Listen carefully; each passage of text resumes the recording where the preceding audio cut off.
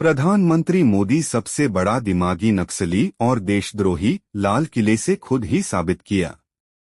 स्वतंत्रता दिवस का भाषण, मोदी के बड़े सपनों और सप्तधारा के बीच विपक्ष पर तंज, लेकिन सवाल भी कई।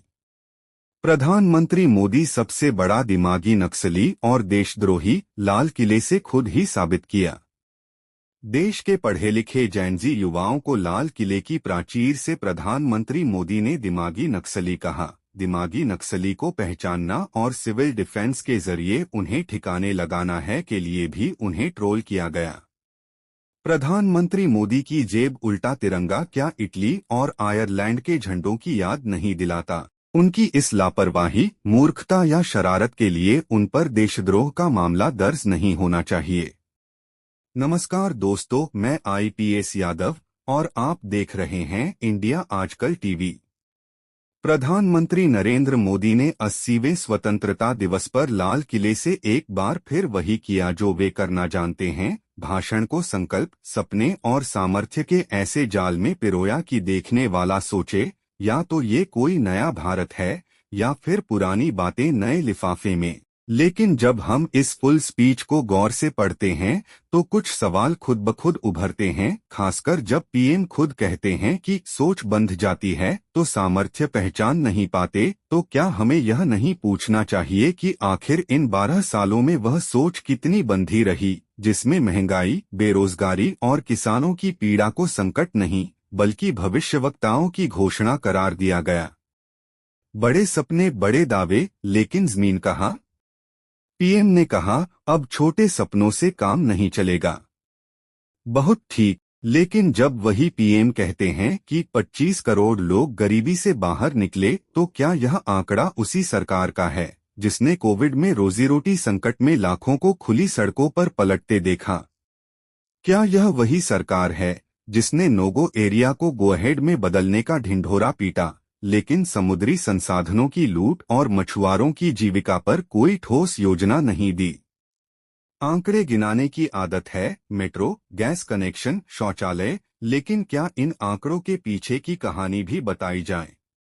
जैसे गैस कनेक्शन तो दिए, लेकिन सिलेंडर की कीमतें आसमान पर। शौचालय बने, लेकिन पानी कहाँ? सप्तधारा, नई शब्दावली, पुरानी खेती। पीएम ने शक्ति की सप्तधारा का आह्वान किया, मैन्युफैक्चरिंग, कृषि, तकनीक, गति, रक्षा, ग्रीनब्लू इकोनॉमी और सॉफ्ट पावर।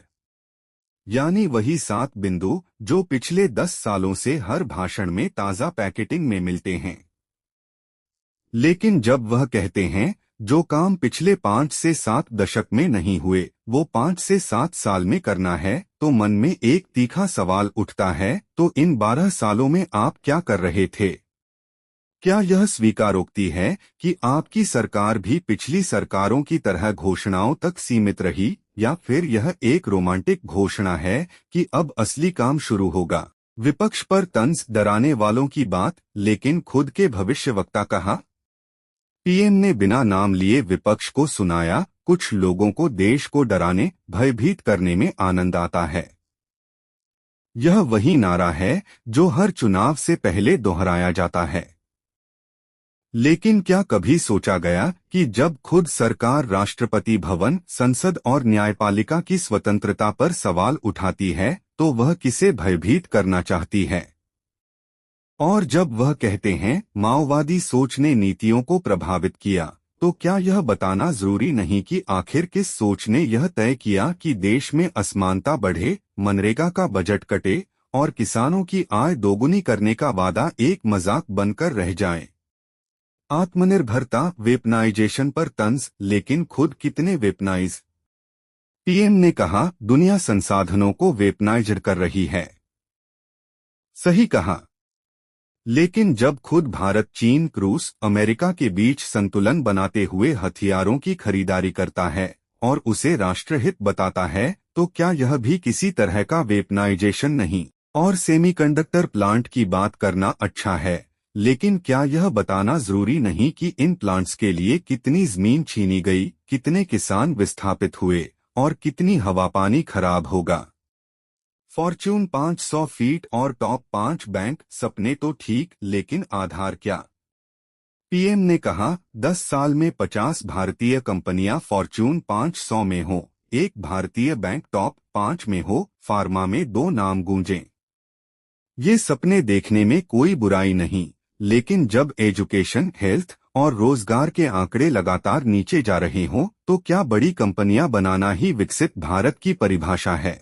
क्या विकसित भारत वह नहीं जहां एक आम नागरिक को सस्ती दवा, अच्छी स्कूली शिक्षा और सम्मानजनक रोजी रोटी मिले?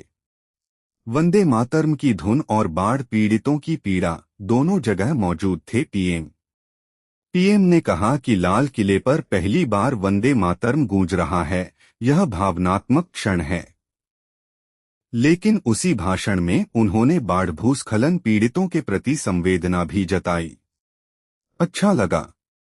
लेकिन क्या इस संवेदना के साथ कोई ठोस राहत पैकेज, पुनर्वास योजना या जलवायु परिवर्तन पर कोई आक्रामक नीति भी जुड़ी? नहीं, सिर्फ हम संवेदना करते हैं, जो अब एक मुहावरा बन गया है। निष्कर्ष, संकल्प से सिद्धि का रास्ता अभी लंबा।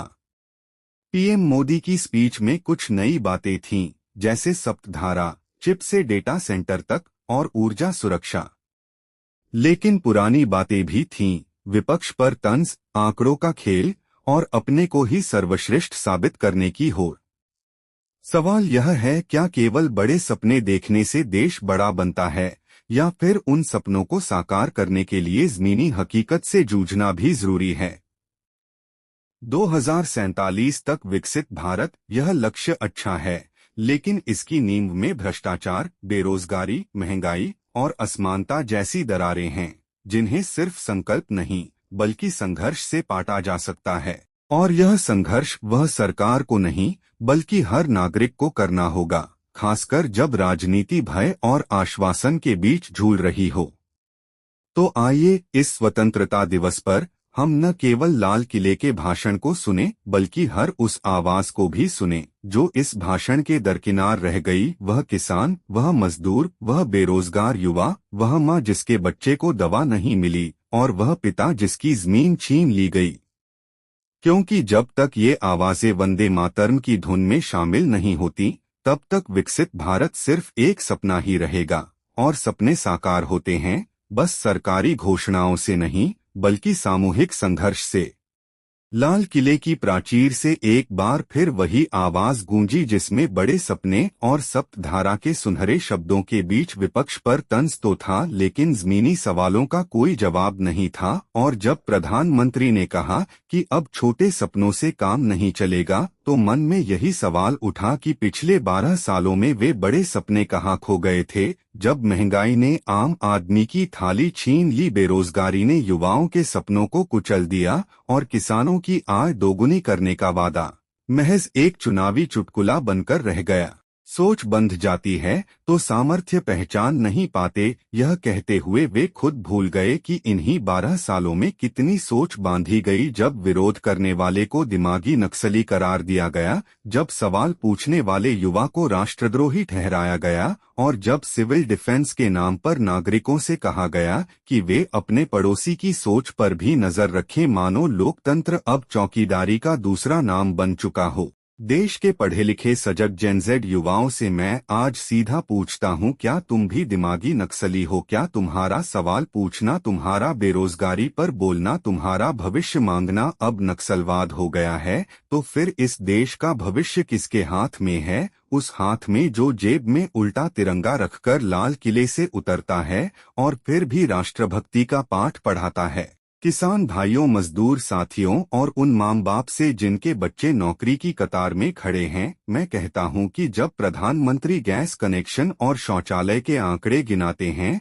तो वे नहीं बताते कि सिलेंडर की कीमत आसमान छू रही है, पानी नहीं है, और कोविड के दिनों में सड़कों पर पलटी रोजी रोटी की तस्वीरें अब इतिहास बन चुकी हैं, जिन्हें भविष्यवक्ताओं की घोषणा कहकर खारिज कर दिया गया था। वंदे मातरम की धुन लाल किले पर पहली बार गूंजी, यह कहते हुए गर्व तो दिखाया गया, लेकिन उसी क्षण जेब में उल्टा तिरंगा रखना क्या संदेश देता है? क्या यह संदेश नहीं कि प्रतीकों का सम्मान सिर्फ भाषण तक सीमित है, और असल में तिरंगा भी अब सिर्फ एक कपड़ा बनकर रह गया है, जिसे इधर उधर उल्टा सीधा रखा जा सकता है?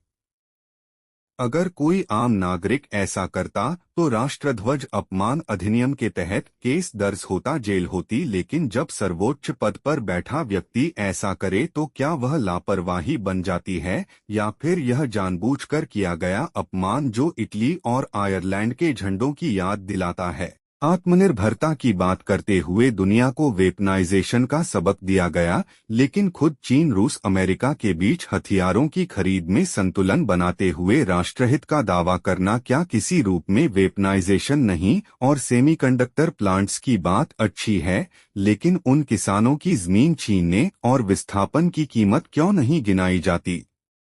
फॉर्च्यून 500 कंपनियों और टॉप 5 बैंक का सपना देखने में कोई बुराई नहीं, लेकिन जब शिक्षा, स्वास्थ्य और रोजगार के आंकड़े लगातार नीचे जा रहे हों तो क्या बड़ी कंपनियां बनाना ही विकसित भारत है? क्या विकसित भारत वह नहीं जहां आम नागरिक को सस्ती दवा, अच्छी शिक्षा और सम्मानजनक रोजी रोटी मिले?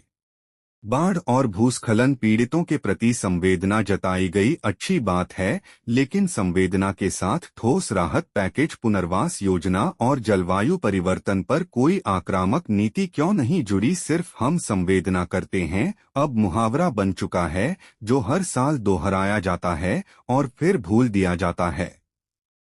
देश के युवाओं, किसानों, मजदूरों और खासकर जेनजेड पीढ़ी से मेरी अपील है कि यह समय चुप रहने का नहीं है, यह समय सवाल पूछने का है, यह समय अपनी आवाज को बुलंद करने का है, क्योंकि अगर आज भी हमने दिमागी नक्सली का लेबल स्वीकार कर लिया तो कल हमारी सोच पर ताला लग जाएगा। राहुल गांधी कांग्रेस और विपक्ष की सभी पार्टियों से भी यही कहना है कि अगर देश का भविष्य बचाना है तो अब सिर्फ संसद में नारेबाजी काफी नहीं, अब मैदान में उतरना होगा, युवाओं, किसानों, मजदूरों के साथ खड़ा होना होगा और इस सोच के खिलाफ एकजुट होना होगा जो असहमति को, नक्सलवाद और तिरंगे के अपमान को लापरवाही बता रही है। 2047 तक विकसित भारत का लक्ष्य अच्छा है, लेकिन उसकी नींव में महंगाई, बेरोजगारी, असमानता और संस्थाओं पर दबाव की दरारें हैं जिन्हें सिर्फ संकल्प से नहीं, संघर्ष से पाटा जा सकता है। और यह संघर्ष हर उस नागरिक को करना होगा जो अभी भी लोकतंत्र को बचाए रखना चाहता है। लाल किले की प्राचीर से गूंजे बड़े सपने और सप्तधारा के शब्द अब हवा में उड़ चुके हैं, लेकिन जेब में उल्टा तिरंगा और दिमागी नक्सली का फतवा इतिहास के पन्नों पर दर्ज हो चुका है। और आने वाली पीढ़ियां पूछेंगी कि जब देश का प्रधानमंत्री खुद तिरंगे के साथ खिलवाड़ कर रहा था तब हम कहाँ थे? इसलिए आज हर युवा, हर किसान, हर मजदूर, हर माँ बाप से मेरी विनती है कि वंदे मातरम की धुन में सिर्फ ताली मत बजाओ, बल्कि उन आवाजों को भी शामिल करो जो इस भाषण के दरकिनार रह गईं, क्योंकि जब तक वे आवाजें नहीं उठेंगी तब तक विकसित भारत सिर्फ एक सपना रहेगा और सपने सरकारी घोषणाओं से नहीं, सामूहिक संघर्ष से साकार होते हैं। जय हिंद। सही तिरंगे, सही सवालों और सही भविष्य के साथ। इंडिया आजकल, सच खबर हर पल।